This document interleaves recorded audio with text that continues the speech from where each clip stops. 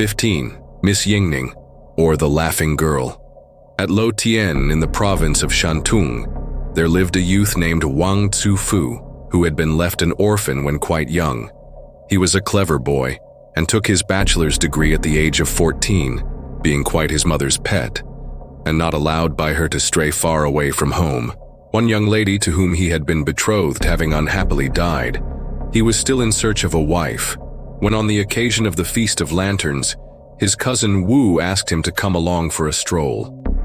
But they had hardly got beyond the village before one of his Uncle S servants caught them up and told Wu he was wanted.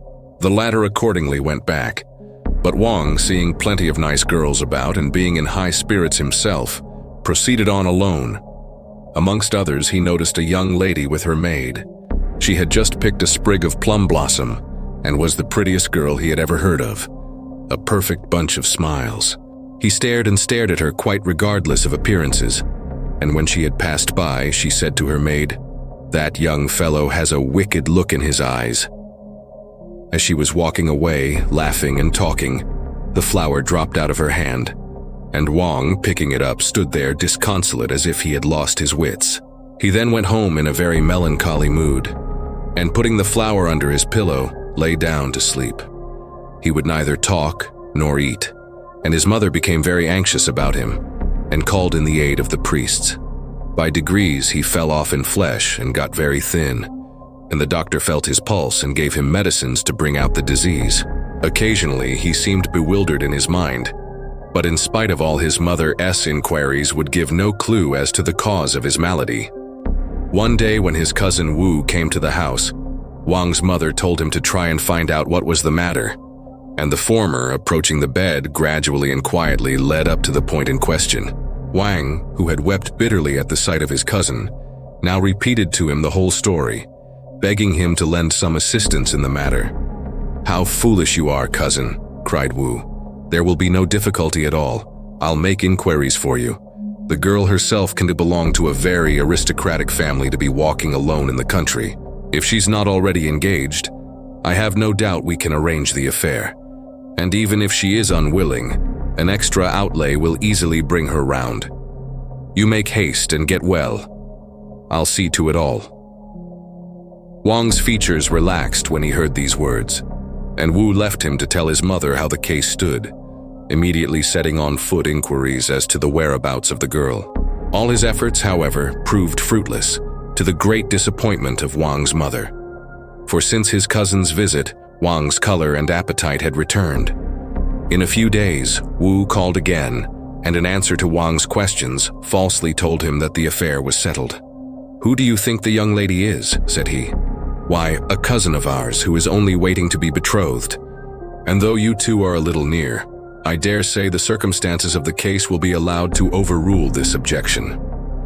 Wang was overjoyed and asked where she lived, so Wu had to tell another lie and say, "On the southwest hills, about 10 miles from here." Wang begged him again and again to do his best for him, and Wu undertook to get the betrothal satisfactorily arranged. He then took leave of his cousin, who from this moment was rapidly restored to health. Wang drew the flower from underneath his pillow and found that, though dried up, the leaves had not fallen away. He often sat playing with this flower and thinking of the young lady, but by and by, as Wu did not reappear, he wrote a letter and asked him to come. Wu pleaded other engagements, being unwilling to go, at which Wang got in a rage and quite lost his good spirits, so that his mother, fearing a relapse, proposed to him a speedy betrothal in another quarter. Wang shook his head at this and sat day after day waiting for Wu, until his patience was thoroughly exhausted. He then reflected that 10 miles was no great distance, and that there was no particular reason for asking anybody's aid. So concealing the flower in his sleeve, he went off in a huff by himself without letting it be known. Having no opportunity of asking the way, he made straight for the hills, and after about 10 miles walking, found himself right in the midst of them, enjoying their exquisite verdure, but meeting no one, and with nothing better than mountain paths to guide him. Away down in the valley below, almost buried under a densely luxuriant growth of trees and flowers, he espied a small hamlet, and began to descend the hill and make his way thither. He found very few houses and all built of rushes, but otherwise pleasant enough to look at. Before the door of one which stood at the northern end of the village were a number of graceful willow trees, and inside the wall plenty of peach and apricot trees with tufts of bamboo between them and birds chirping on the branches. As it was a private house, he did not venture to go in, but sat down to rest himself on a huge smooth stone opposite the front door. By and by he heard a girl's voice from within calling out Xiao Zhong, and noticing that it was a sweet-toned voice set himself to listen when a young lady passed with a bunch of apricot flowers in her hand and occupied in putting hairpins into her downcast head. As soon as she raised her face, she saw Wang and stopped putting in hairpins, then, smothering a laugh, picked a few flowers and ran in. Wang perceived to his intense delight that she was none other than his heroine of the Feast of Lanterns, but recollecting that he had no right to follow her in, was on the point of calling after her as his cousin. There was no one, however, in the street, and he was afraid lest he might have made a mistake. Neither was there anybody at the door of whom he could make inquiries. So he remained there in a very restless state till the sun was well down in the west, and his hopes were almost at an end, forgetting all about food and drink. He then saw the young lady peep through the door, apparently very much astonished to find him still there, and in a few minutes out came an old woman leaning on a stick, who said to him, "Whence do you come, sir? I hear you have been here ever since morning. What is it you want? Aren't you hungry?" Wang got up and, making a bow, replied that he was in search of some relatives of his. But the old woman was deaf and didn't catch what he said, so he had to shout it out again at the top of his voice. She asked him what their names were, but he was unable to tell her, at which she laughed and said, "It is a funny thing to look for people when you don't know their names. I'm afraid you are an unpractical gentleman. You had better come in and have something to eat. We'll give you a bed, and you can go back tomorrow and find out the names of the people you are in quest of." Now Wang was just beginning to get hungry, and besides, this would bring him nearer to the young lady, so he readily accepted and followed the old woman in. They walked along a paved path banked on both sides with hibiscus, the leaves of which were scattered about on the ground, and passing through another door, entered a courtyard full of trained creepers and other flowers. The old woman showed Wang into a small room with beautifully white walls and a branch of a crabapple tree coming through the window, the furniture being also nice and clean. They had hardly sat down when it was clear that someone was taking a peep through the window, whereupon the old woman cried out, "Xiao Zhong, make haste and get dinner," and a maid from outside immediately answered, "Yes, ma'am." Meanwhile, Wang had been explaining who he was, and then the old lady said, "Was your maternal grandfather named Wu?" "He was," replied Wang. "Well, I never," cried the old woman. "He was my uncle, and your mother and I are cousins. But in consequence of our poverty, and having no sons, we have kept quite to ourselves, and you have grown to be a man without my knowing you." "I came here," said Wang, "about my cousin, but in the hurry I forgot your name." "My name is Qin," replied the old lady. "I have no son, only a girl, the child of a concubine who, after my husband's death, married again and left her daughter with me. She's a clever girl, but has had very little education, full of fun and ignorant of the sorrows of life. I'll send for her by and by to make your acquaintance." The maid then brought in the dinner, a large dish full of choice morsels of fowl, and the old woman pressed him to eat. When they had finished and the things were taken away, the old woman said, "Call Miss Ning," and the maid went off to do so. After some time there was a giggling at the door, and the old woman cried out, "Ying-Ning, your cousin is here." There was then a great tittering as the maid pushed her in, stopping her mouth all the time to try and keep from laughing. "Don't you know better than to behave like that?" asked the old woman. "And before a stranger, too." So Ying-Ning controlled her feelings, and Wang made her a bow, the old woman saying, "Mr. Wang is your cousin. You have never seen him before, isn't that funny?" Wang asked how old his cousin was, but the old woman didn't hear him, and he had to say it again, which sent Ying-Ning off into another fit of laughter. "I told you," observed the old woman. "She hadn't much education. Now you see it. She is 16 years old and as foolish as a baby." "1 year younger than I am," remarked Wang. "Oh, you're 17, are you? Then you were born in the year Wog, under the sign of the horse." Wang nodded assent, and then the old woman asked who his wife was, to which Wang replied that he had none. "What? A clever, handsome young fellow of 17 not yet engaged? Ying-Ning is not engaged either. You two would make a nice pair if it wasn't for the relationship." Wang said nothing but looked hard at his cousin, and just then the maid whispered to her, "It is the fellow with the wicked eyes. He's at his old game." Ying-Ning laughed and proposed to the maid that they should go and see if the peaches were in blossom or not. And off they went together, the former with her sleeve stuffed into her mouth until she got outside, where she burst into a hearty fit of laughing. The old woman gave orders for a bed to be got ready for Wang, saying to him, "It is not often we meet. You must spend a few days with us now you are here, and then we'll send you home. If you are at all dull, there's a garden behind where you can amuse yourself and books for you to read." So next day Wang strolled into the garden, which was of moderate size, with a well-kept lawn and plenty of trees and flowers. There was also an arbor consisting of 3 posts with a thatched roof, quite shut in on all sides by the luxurious vegetation. Pushing his way among the flowers, Wang heard a noise from one of the trees and looking up saw Ying-Ning, who at once burst out laughing and nearly fell down. "Don't! Don't!" cried Wang. "You'll fall!" Then Ying-Ning came down, giggling all the time, until when she was near the ground, she missed her hold and tumbled down with a run. This stopped her merriment, and Wang picked her up, gently squeezing her hand as he did so. Ying-Ning began laughing again, and was obliged to lean against a tree for support, it being some time before she was able to stop. Wang waited till she had finished, and then drew the flower out of his sleeve and handed it to her. "It's dead," said she. "Why do you keep it?" "You dropped it, cousin, at the Feast of Lanterns," replied Wang, "and so I kept it." She then asked him what was his object in keeping it, to which he answered, "To show my love, and that I have not forgotten you. Since that day when we met, I have been very ill from thinking so much of you, and am quite changed from what I was. But now that it is my unexpected good fortune to meet you, I pray you have pity on me." "You needn't make such a fuss about a trifle," replied she, "and with your own relatives too. I'll give orders to supply you with a whole basketful of flowers when you go away." Wang told her she did not understand, and when she asked what it was she didn't understand, he said, "I didn't care for the flower itself. It was the person who picked the flower." "Of course," answered she. "Everybody cares for their relations. You needn't have told me that." "I wasn't talking about ordinary relations," said Wang, "but about husbands and wives." "What's the difference?" asked Ying-Ning. "Why," replied Wang, "husband and wife are always together." "Just what I shouldn't like," cried she, "to be always with anybody." At this juncture up came the maid, and Wang slipped quietly away.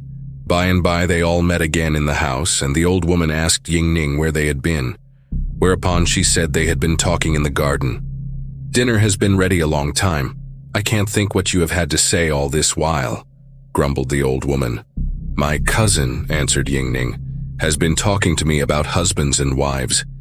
Wang was much disconcerted, and made a sign to her to be quiet, so she smiled and said no more, and the old woman luckily did not catch her words, and asked her to repeat them. Wang immediately put her off with something else, and whispered to Ying-Ning that she had done very wrong. The latter did not see that, and when Wang told her that what he had said was private, answered him that she had no secrets from her old mother. "Besides," added she, "what harm can there be in talking on such a common topic as husbands and wives?"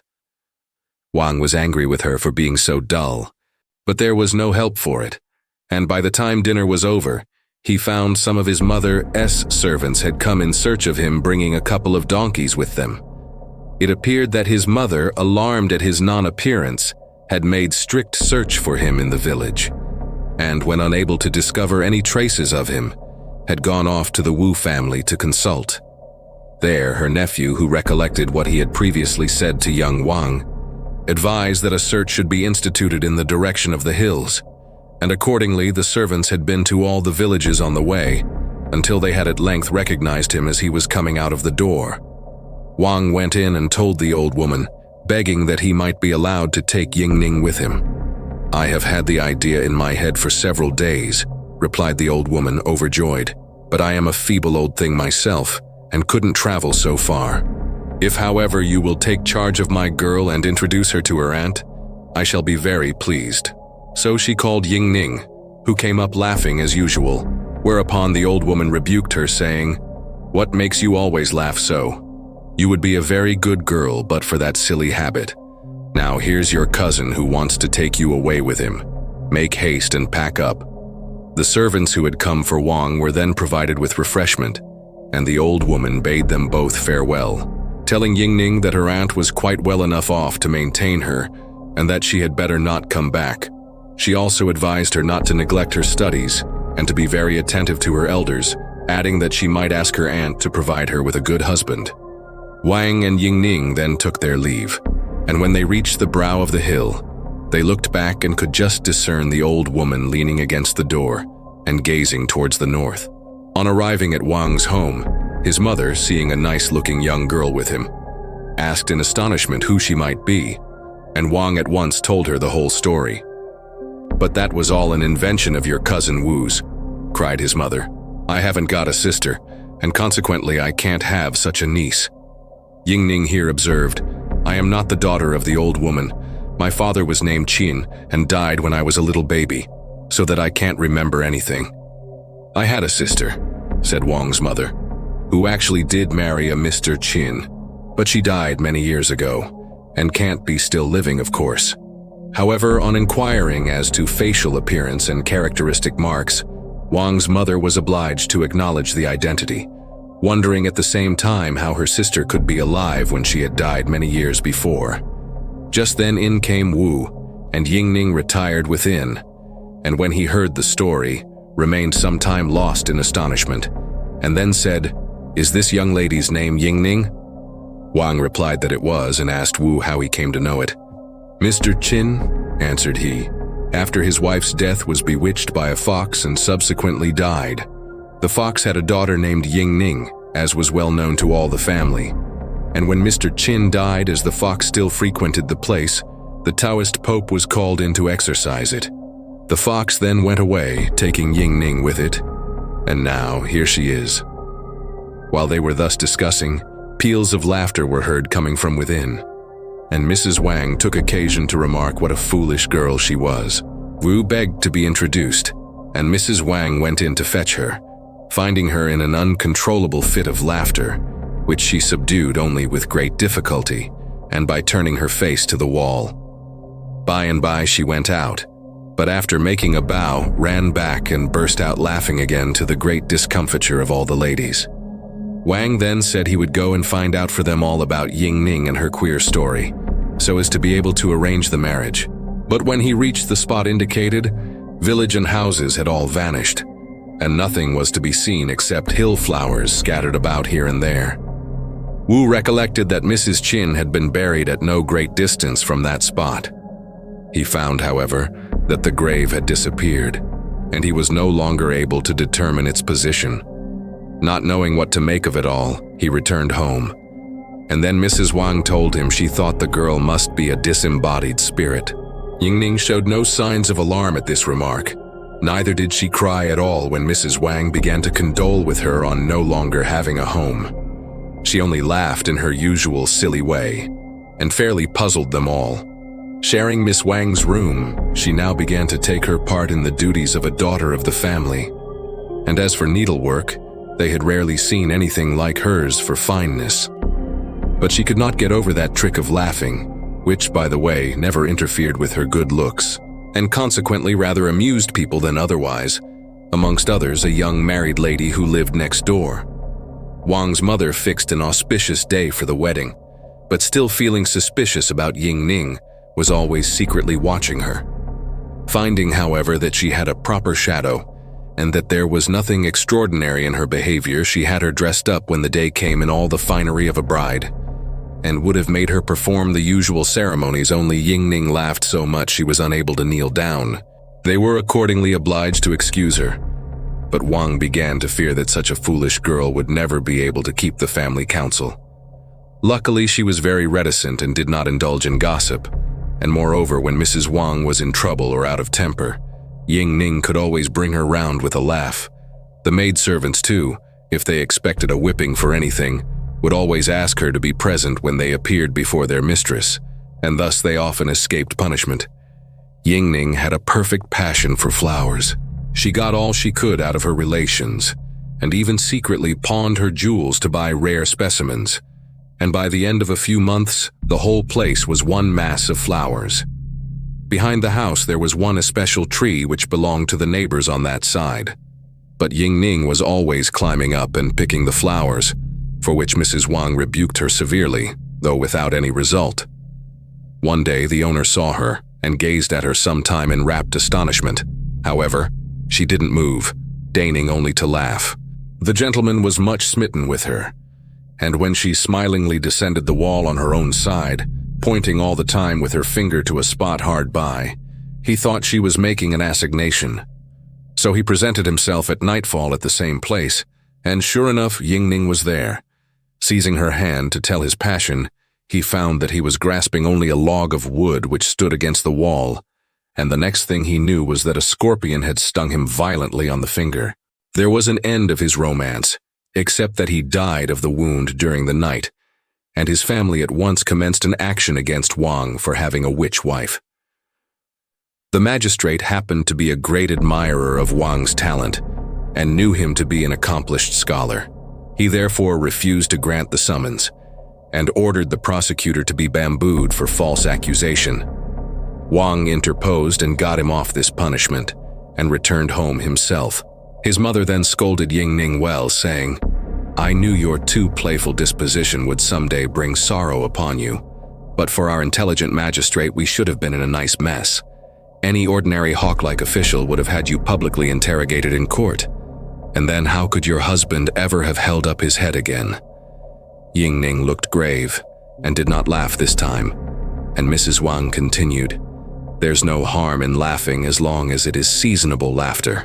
But from that moment, Ying-Ning laughed no more, no matter what people did to make her, though at the same time her expression was by no means gloomy. One evening she went in tears to her husband, who wanted to know what was the matter. "I couldn't tell you before," said she, sobbing. "We had known each other such a short time. But now that you and your mother have been so kind to me, I will keep nothing from you, but tell you all I am the daughter of a fox. When my mother went away, she put me in the charge of the disembodied spirit of an old woman, with whom I remained for a period of over 10 years.